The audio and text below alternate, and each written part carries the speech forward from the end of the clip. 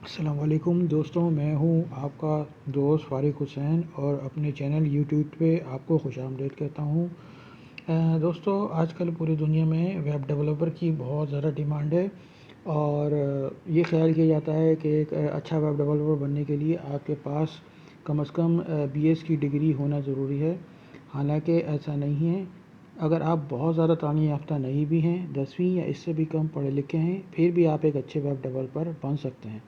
बस थोड़ी सी मेहनत और तवज्जो के साथ आपने ये कोर्स अटेंड करना है और मैं आपको ये गारंटी देता हूँ, अगर आप मेरे साथ इस कोर्स में आखिर तक जुड़े रहे तो एक अच्छे वेब डेवलपर बन जाएंगे।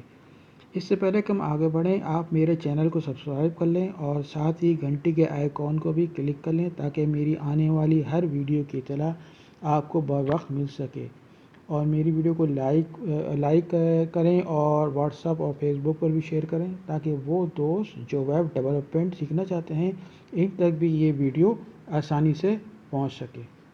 वेबसाइट एक्चुअली दो पार्ट्स पर मुश्तमिल होती है। एक क्लाइंट साइड या फ्रंट एंड टेक्नोलॉजी कहलाती है। दूसरी जो है वो बैक एंड या सर्वर साइड टेक्नोलॉजीज़ कहलाती है। क्लाइंट साइड टेक्नोलॉजीज़ में हमारे पास जो टूल शामिल हैं वो हैं CSS, HTML और जावास्क्रिप्ट। जबकि सर्वर साइड टेक्नोलॉजीज़ में हमारे पास PHP, Node.js, जावा, पाइथन वगैरह शामिल होती हैं। अपने कंप्यूटर की स्क्रीन पर या वेब ब्राउज़र में जो कुछ देख रहे होते हैं, जैसे कि लिंक, इमेज, बटन, टेक्स्ट वगैरह, ये तमाम चीज़ें जो हैं क्लाइंट साइड या फ्रंट एंड टेक्नोलॉजीज़ की मदद से क्रिएट की जाती हैं। जबकि सर्वर साइड जो टेक्नोलॉजीज़ होती हैं उनका पर्पज़ ये होता है कि क्लाइंट के ऊपर या हमारे ब्राउज़र के ऊपर जो इंफॉर्मेशन डिस्प्ले हो रही है या क्लाइंट से जो इंफॉर्मेशन सर्वर के ऊपर भेजी जा रही है उसको स्टोर किया जाए। और जब क्लाइंट की तरफ से कोई रिक्वेस्ट जनरेट हो जो किसी लिंक और बटन्स के ज़रिए आमतौर पे होती है, तो उसके मुताबिक जो भी इंफॉर्मेशन या डेटा सर्वर में अवेलेबल है वो रिस्पॉन्स की सूरत में दोबारा ब्राउज़र के ऊपर लाके डिस्प्ले करवाया जाए। दोस्तों, अब हम देखेंगे कि क्लाइंट सर्वर आर्किटेक्चर क्या होता है और किस तरह वर्क करता है। जैसा कि मैं आपको पहले भी बता चुका हूँ कि हमारे पास जो क्लाइंट साइड या फ्रंट एंड टेक्नोलॉजीज़ होती हैं वो CSS, HTML और जावास्क्रिप्ट पर मुश्तमिल है। जबकि सर्वर साइड या बैक एंड टेक्नोलॉजीज़ जो होती हैं वो PHP, Node.js, जावा और पाइथन वगैरह पर मुश्तमिल होती है। क्लाइंट साइड इसमें कुछ भी हो सकता है, कोई कंप्यूटर भी हो सकता है, मोबाइल भी हो सकता है। तो उससे रिक्वेस्ट जनरेट होती है और सर्वर उस रिक्वेस्ट के मुताबिक देखता है कि उसके पास कौन सा डेटा अवेलेबल है और उसको रिस्पॉन्स की सूरत में दोबारा जो है क्लाइंट के ऊपर भेज देता है।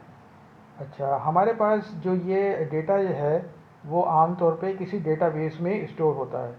जो हमारे कॉमनली यूज़ डेटाबेस हैं उसमें है SQL सर्वर, MySQL, ओरेकल वगैरह। अपने इस कोर्स में हम आगे चलकर डेटाबेस को भी डिटेल में देखेंगे कि डेटाबेस किस तरह वर्क करती है और इसमें किस तरह से इंफॉर्मेशन को स्टोर कराया जाता है और रिट्रीव कराया जाता है। तो अब बात कर लेते हैं कोड एडिटर की। हमारे पास काफ़ी अच्छे free of cost code editor मौजूद हैं। इसमें ये नोट पर आता है, इसको आप इस लिंक से डाउनलोड कर लें, इसका लेटेस्ट वर्जन। इसी तरह हमारे पास दूसरे नंबर पे है ब्रैकेट्स। ये भी एक बहुत अच्छा फ्री ऑफ कॉस्ट एडिटर है, आप इसको भी इस्तेमाल कर सकते हैं। इसी तरह हमारे पास जो तीसरा है कोड एडिटर वो है एटम। ये भी बहुत अच्छा कोड एडिटर है। इसको आप यहाँ से डाउनलोड कर सकते हैं। लेकिन अपने कोर्स में जो कोड एडिटर मैं यूज़ करूँगा वो है VS कोड। लेकिन ये आपके ऊपर मुनहसर है कि आप कौन सा कोड एडिटर इस्तेमाल करना चाहते हैं। आप जो चाहें वो इस्तेमाल कर सकते हैं।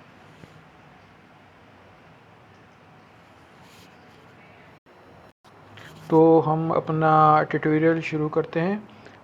सबसे पहले हम राइट क्लिक करेंगे और न्यू के ज़रिए एक नया टेक्स्ट डॉक्यूमेंट क्रिएट करेंगे। इसको हम नाम दे देते हैं फर्स्ट लेसन का, और इसके एक्सटेंशन को टैग से हम HTML कर देते हैं।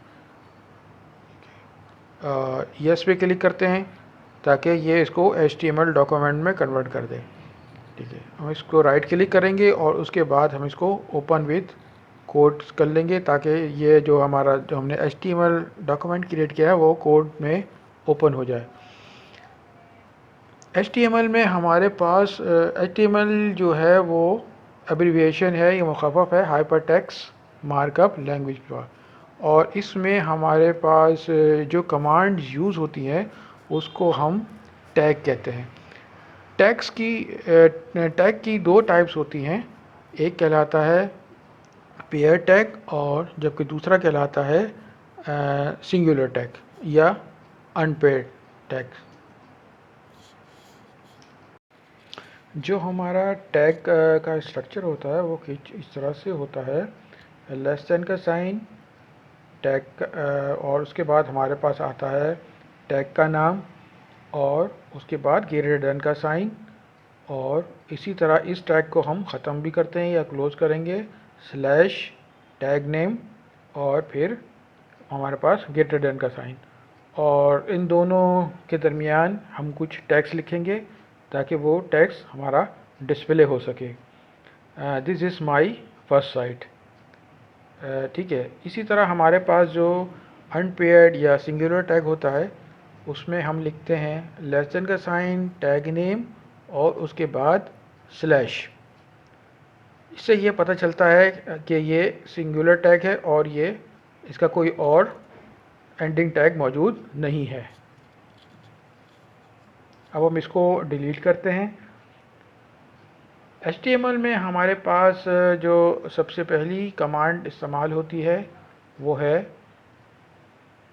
डॉक टाइप और फिर HTML। इस तरह इस कमांड या टैग का मतलब सिंपल ये होता है कि ब्राउज़र को ये बताया जाए कि ये जो डॉक्यूमेंट है ये HTML5 का डॉक्यूमेंट है।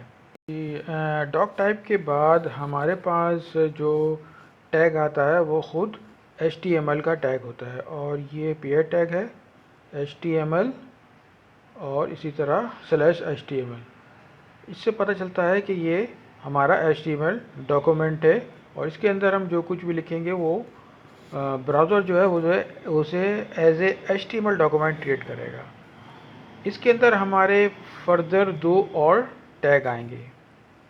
नंबर 1 है हमारे पास हेड, और दूसरे नंबर पे हमारे पास जो टैग है वो है बॉडी। हेड और बॉडी टैग में मेन डिफरेंस ये होता है कि हेड में हम जो कुछ भी लिखते हैं वो हमारे डिस्प्ले में नहीं आता, जबकि हम अपने ब्राउज़र के ऊपर जो कुछ भी इंफॉर्मेशन देख रहे होते हैं, इमेज, टैग्स, जो कुछ भी हमारे पास स्टफ़ होता है वो सब कुछ हम बॉडी के अंदर लिखते हैं।